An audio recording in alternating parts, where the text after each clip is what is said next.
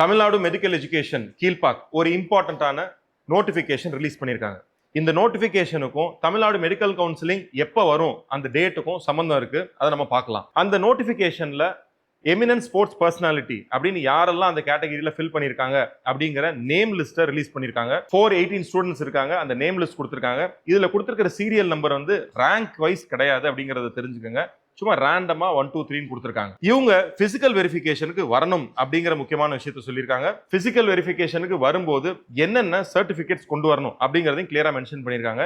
எப்ப வரணும் அப்படிங்கிற பேட்ச் டீடைல்ஸையும் கொடுத்திருக்காங்க. சோ இது எல்லாத்தையும் தான் நம்ம இந்த வீடியோல பார்க்க போறோம். இதையெல்லாம் பார்த்துட்டாலே நம்ம தமிழ்நாடு மெடிக்கல் கவுன்சிலிங் டேட் எப்போ வரும் அப்படிங்கறத லாஸ்டா பாத்துறலாம். இவங்க 2 முக்கியமான சர்டிபிகேட்ஸ் கொண்டு போகணும். ஸ்போர்ட்ஸ் ரிலேட்டடா என்னென்னலாம் சர்டிபிகேட்ஸ் வாங்கியிருக்காங்களோ அதோடைய ஒரிஜினல் காப்பி கொண்டு போகணும். அண்ட் நீட் 2025 உடைய ஸ்கோர் கார்டை கொண்டு போகணும். எங்கே கொண்டு போகணும், எப்போ கொண்டு போகணும். டேட் நமக்கு வந்து 16th இருந்து 18th வரைக்கும், அதாவது 3 நாள் கொடுத்துருக்காங்க. இவங்க எப்போ போகணும் அப்படிங்கிற டீடைல்ஸ் நான் இப்போ சொல்றேன். அதாவது இப்போ 418 பேர் கொடுத்துருக்காங்க லிஸ்ட்.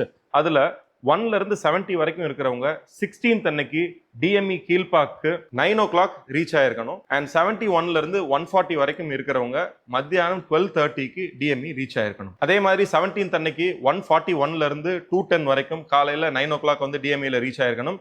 அண்ட் 211ல இருந்து 280 வரைக்கும் 12:30க்கு ரீச் ஆயிருக்கணும். And third day 18th July வந்து 281ல இருந்து 350 வரைக்கும் காலையில 9 o'clock டிஎம்இ ரீச் ஆயிருக்கணும். அண்ட் 351ல இருந்து 418 12:30க்கு ரீச் ஆயிருக்கணும். ஸோ இதுதான் வந்து பேட்ச் கொடுத்துருக்காங்க.